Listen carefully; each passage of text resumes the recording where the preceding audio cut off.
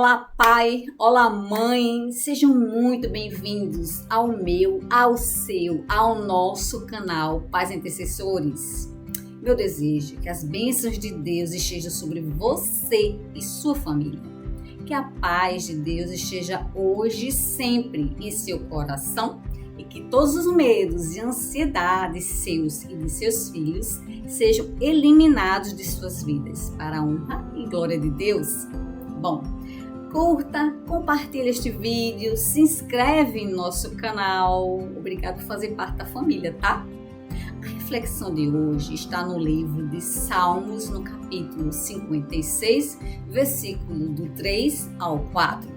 E aqui nós lemos: quando eu tiver medo, porém, confiarei em ti. Louva a Deus por suas promessas. Confio em Deus e não temerei. O que me podem fazer os simples mortais? No Salmo, Davi transforma o pavor em oração e confiança. Termina afirmando que Deus o livraria e manteria seus passos firmes. Pais, vamos parar para pensar na vida de Davi antes de ele ser rei? Davi, ele já tinha sido ungido por Samuel, ainda adolescente. E lembram de quando ele enfrentou Golias? Isso aconteceu quando ele tinha cerca de 15 a 17 anos. Encontramos um momento crucial. Davi, ele foge de Saul e busca refúgio na cidade de Gate, terra dos filisteus. Na época, Davi ainda era jovem, provavelmente entre 20 e 25 anos. Quando chega em Gate, ele já era um guerreiro reconhecido, mas ainda não tinha assumido o trono. Seria só por volta dos 30 anos que Davi se tornaria rei sobre Judá em Hebrom. É nesse contexto, cheio de medo e incerteza, que ele provavelmente escreveu o Salmo 56, um canto de confiança em Deus mesmo diante do perigo. Há momentos em nossas vidas, pais, em que o chão ele parece realmente sumir debaixo dos nossos pés, não é verdade?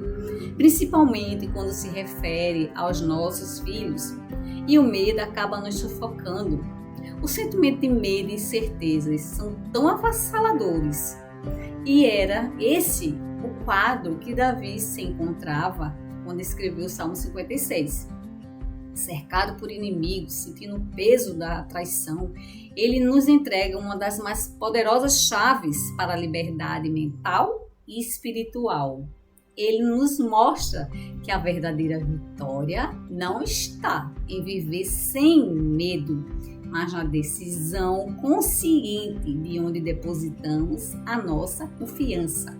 E para nós é claro que é em Jesus. O foco da nossa reflexão hoje está no contraste marcante entre o que essas duas forças poderosas, o medo e a confiança, podem gerar em nossas vidas e na de nossos filhos. Mas quem nunca sentiu medo, não é verdade? Já deve ter escutado uma frase que diz: o medo paralisa. O medo, ele sussurra que somos incapazes diante do problema e tenta distorcer a nossa visão, nos fazendo acreditar que Deus é menor que a ameaça. Quando o medo assume o controle, a nossa perspectiva se estreita, nossa esperança se apaga e a visão do futuro se turva. Ele nos cega para as oportunidades, drena nossa energia, prende nossa mente, nos assusta e nos transforma em simples mortais. O medo, apesar de também ser um sinal de alerta, muitas vezes nos paralisa, faz com que decidamos nos esconder e, em sua forma mais destrutiva, ela nos impede de agir, de confiar e de viver. Com certeza, não é esse o sentimento que queremos para os nossos filhos? Não é isso, pais? Será que estamos neste momento vivendo algum tipo de medo? Deixa aqui nos comentários e se você venceu algum, comenta e vai dar força para quem está precisando. Pode ser algo emocional, espiritual, relacional ou profissional que paralisou você? A verdade é que enfrentamos diariamente nossas fraquezas, mas a palavra do Senhor é a nossa fortaleza. É ela que vem o sustento, a força, a segurança que precisamos para permanecer firmes e sermos referência de fé e confiança para nossos filhos. Por isso, aprendemos que a confiança não é a ausência do medo, mas um ato de fé e movimento. Ela não nega a realidade do medo, mas escolhe algo muito maior. Davi não declarou: eu não sinto medo. Ao contrário, ele afirmou com convicção: quando eu tiver medo, confiarei em ti. Confiar em Deus é romper as correntes da ansiedade, ampliar nossa visão para a grandeza do seu poder e receber dele coragem para agir, mesmo quando os nossos pés estão tremendo.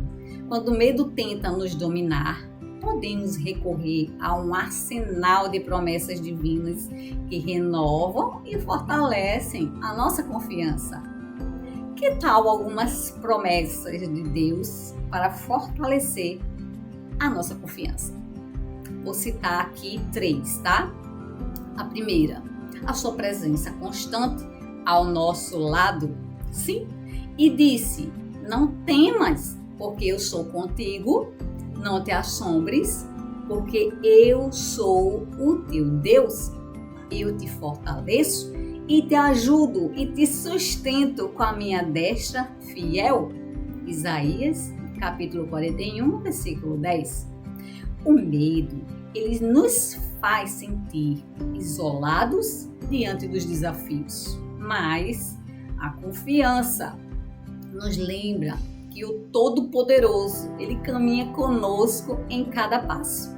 Segundo, temos a promessa segura de que o Deus que sustenta os céus cuida de nós com zelo e provisão.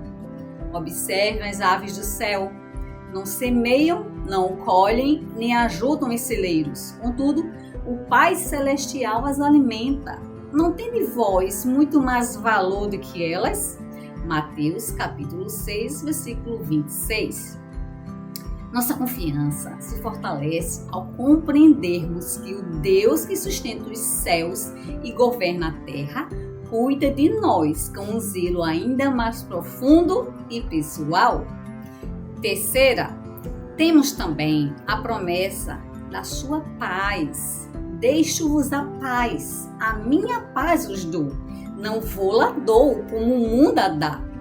Não se turbe o vosso coração, nem se atemorize. João, capítulo 14, versículo 27. Bom, a paz que nasce da confiança, ela não significa a ausência de dificuldades, mas a firme presença de Deus no meio de cada desafio. Devemos colocar nossas vidas, nossos medos e nossas preocupações nas mãos de Deus, pedindo que repouse sobre nós a sua paz, sua bênção e sua misericórdia. Continuemos sabendo que, meio aos desafios, Ele está no controle e que pode transformar cada dificuldade em aprendizado. Que a confiança em Deus seja a força que nos sustenta diante de todas as dificuldades. Então, que tal fortalecermos ainda mais a nossa confiança fazendo uma das orações do livro O Poder dos Pais que Oram? Então, se estamos todos preparados, vamos começar? Senhor, peço que tu enchas meu filho com um tão grande amor por ti que ultrapasse o seu amor por qualquer coisa ou qualquer pessoa. Ajuda-o a guardar e reverenciar os teus mandamentos e entender que são para benefício dele. Que ele possa ver com clareza que quando teus mandamentos são desobedecidos, a vida não funciona. Esconde a tua palavra em seu coração para que não se sinta atraído pelo pecado. Peço que ele fuja do mal, da impureza, de pensamentos, palavras e atos pecaminosos e que seja impulsionado para o que é puro e santo. que ele seja moldado à semelhança de Cristo e que busque o poder do teu Espírito Santo para capacitá-lo a agir de maneira correta. Tu disseste: bem-aventurados os limpos de coração, porque verão a Deus. Que o desejo de santidade que brota de um coração puro possa se refletir em tudo o que ele fizer e também se manifestar na aparência dele. Peço que suas roupas, seu cabelo, joias e bijuterias reflitam a reverência e a vontade de te glorificar, Senhor. Caso ele se desvie da trilha da santidade, que tu o tragas ao arrependimento e operes com o teu poder purificador em seu coração e sua vida. Faz-o entender que o viver em pureza propicia integridade e bênção, e que a maior recompensa que podemos obter é ver o Senhor. Amém, amém e amém. Bem, se você foi tocado por essa mensagem, curta, se inscreva, compartilha com outras famílias, assim você também estará divulgando a palavra de Deus. Até a próxima, se o Senhor permitir. Deus os abençoe.